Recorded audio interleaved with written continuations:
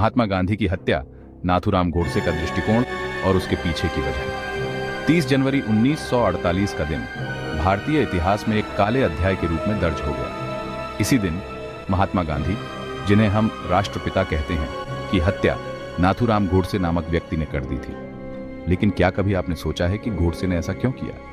आखिर वो कौन से विचार और परिस्थितियां थीं जिन्होंने उसे गांधी जी की हत्या करने पर मजबूर किया? आज हम इसी मुद्दे पर गहराई से बात करेंगे। नाथूराम विनायक गोडसे का जन्म 19 मई 1910 को महाराष्ट्र के पुणे जिले के छोटे से गांव में हुआ था। एक साधारण ब्राह्मण परिवार से संबंध रखने वाले गोडसे का जीवन बचपन से ही कठिनाइयों से भरा हुआ था। उनके जीवन में राष्ट्रवाद की भावना बचपन से ही जागृत हो गई थी, जिसका प्रभाव उनके सोचने और निर्णय लेने की प्रक्रिया पर गहराई से पड़ा।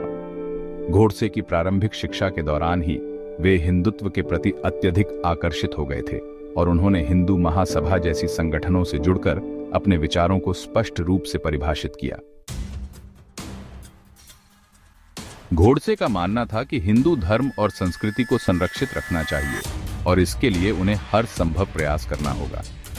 उन्होंने देखा कि गांधी जी द्वारा किए गए कई फैसले हिंदू समाज के हितों के विपरीत थे। विशेषकर गांधी जी की मुस्लिम समाज के प्रति सहानुभूति और समर्थन ने गोडसे को असंतुष्ट कर दिया था।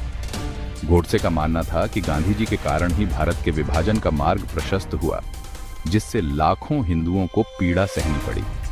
उनके विचारों में गांधी जी का अत्यधिक सहिष्णु रुख हिंदू समाज के लिए हानिकारक साबित हो रहा था। 1947 में भारत का विभाजन, जिसे हम विभाजन की त्रासदी के रूप में जानते हैं, एक महत्वपूर्ण घटना थी जिसने पूरे देश को झकझोर दिया।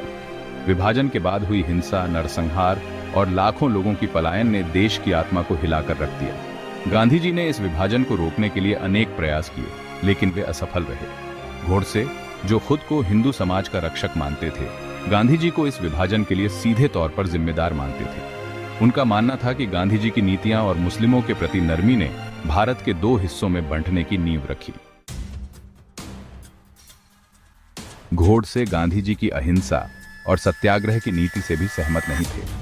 उनके विचारों में अहिंसा का अनुसरण करना केवल हिंदू समाज को कमजोर बना रहा था। गोडसे को लगता था कि यदि भारत को स्वतंत्र और शक्तिशाली राष्ट्र बनाना है तो उसे कठोर निर्णय लेने होंगे। गांधी जी की मुस्लिम लीग के प्रति सहानुभूति और उनके पक्ष में अनशन ने गोडसे की नाराजगी को और भी बढ़ा दिया।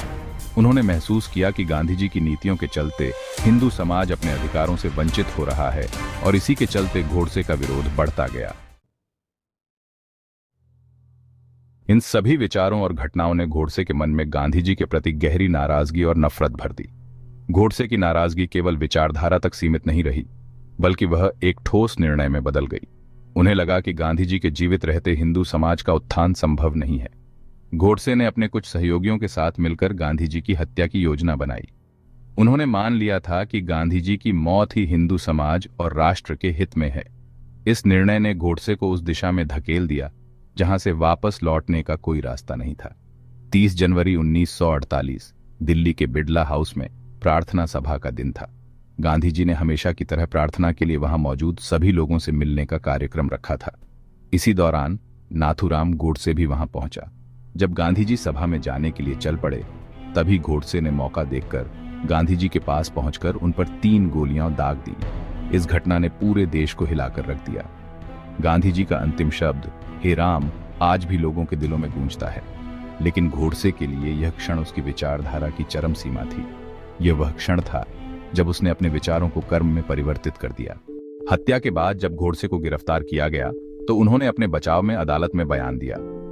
गोडसे ने कहा कि उन्होंने यह कदम इसलिए उठाया क्योंकि गांधी जी की नीतियां भारत और हिंदू समाज के हित में नहीं थीं। उन्होंने कहा कि गांधी जी के नेतृत्व में देश कमजोर हो रहा था और हिंदू समाज को अपनी पहचान और सुरक्षा के लिए कठोर निर्णय लेना जरूरी हो गया था। गोडसे ने स्पष्ट रूप से कहा कि उन्होंने देश की भलाई के लिए यह कदम उठाया।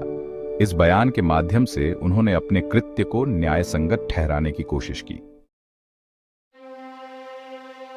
गोडसे के इस कृत्य पर समाज में मिश्रित प्रतिक्रियाएं आईं। कुछ लोग इसे राष्ट्रद्रोह मानते थे तो कुछ ने इसे गांधी जी की अतिशय सहिष्णुता के विरुद्ध उठाई गई एक कठोर प्रतिक्रिया के रूप में देखा। हालांकि अधिकांश लोगों ने गोडसे के इस कृत्य की निंदा की और इसे एक कायरता भरी हरकत कहा। गोडसे के इस कदम ने देश को एक विभाजित स्थिति में ला दिया, जहां एक ओर गांधी जी के सिद्धांतों के समर्थक थे, वहीं दूसरी ओर गोडसे के विचारधारा के अनुयायी भी थे। नाथूराम गोडसे को 15 नवंबर 1949 को फांसी दी गई, लेकिन उनकी विचारधारा और गांधी जी की हत्या की वजह आज भी चर्चा का विषय बनी रहती हैं। गोडसे के इस कृत्य ने गांधी जी के सिद्धांतों को और भी प्रबल बनाया, लेकिन इसके पीछे के विचारों को समझना भी उतना ही महत्वपूर्ण है।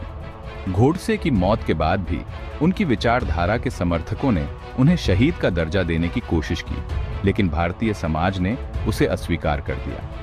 गोडसे के विचारधारा के प्रभाव को समझना इसलिए जरूरी है ताकि भविष्य में ऐसे घटनाओं की पुनरावृत्ति न हो।